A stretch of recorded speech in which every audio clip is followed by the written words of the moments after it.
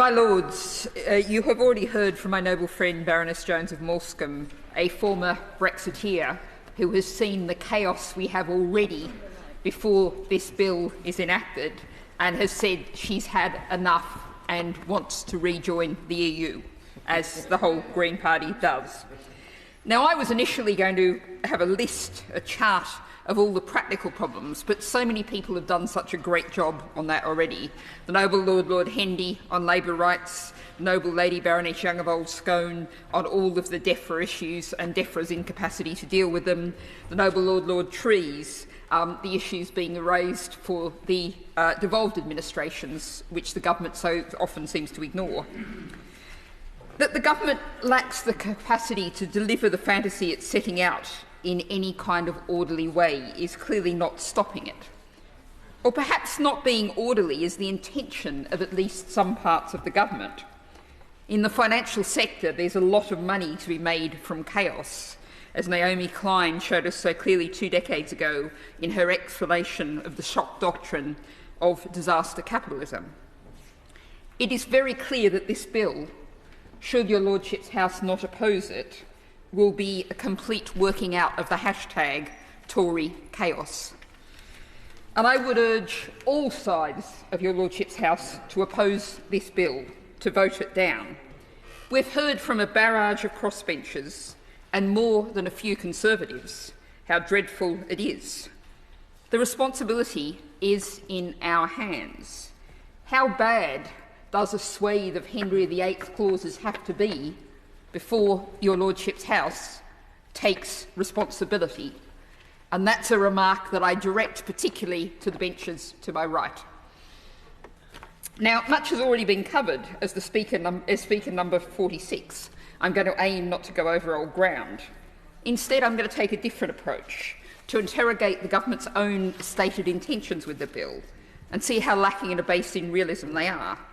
In the government's own words on the retained EU law dashboard, justification is, quote, "This will allow us to create a new pro-growth, high-standards regulatory framework that gives business the confidence to innovate, invest and create jobs," close quotes. So unpacking that, remove outdated regulation that may be hampering growth. What does outdated mean?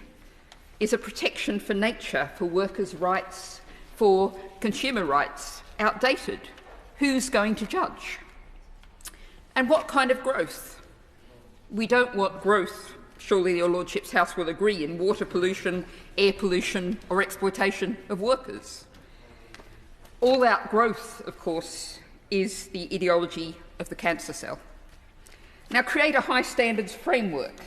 Well, I go back to our earlier discussion of the Environmental Improvement Plan and the issue of plastics highlighted by the noble Lady Baroness Bakewell of Hartington Mandeville. We don't have a bottle deposit scheme in England, but many EU countries have a bottle deposit scheme. It's not EU rules that have been stopping that. The French are racing towards getting rid of single-use containers in fast food stores within EU rules. Confidence to invest. Well, I'm quoting here the Institute for Government report from last year on business investment. Quote, "The UK has persistently lagged other comparable countries," close quote. Well behind Germany, France and Italy. It's not EU rules that are holding them back. Create jobs, a phrase used again by the noble Lord the Minister. Well, that's curious when the lack of people for jobs is currently one of the UK's great problems. 47,000 nurse vacancies, 11% vacancy in the care sector, overall vacancy rates 1.3 million. Don't we need to find a way to use the human resources we have now, and EU rules aren't stopping us doing that? Now, a final reflection on the words of the Minister introducing the bill. Spoke of countless opportunities. I assume the noble Lord meant that rhetorically, but of course that's literally true. The government is still trying to count the number of regulations and rules this bill covers. Can I suggest the noble lady brings her comments to a close? How can you make a law when you don't know what that law covers?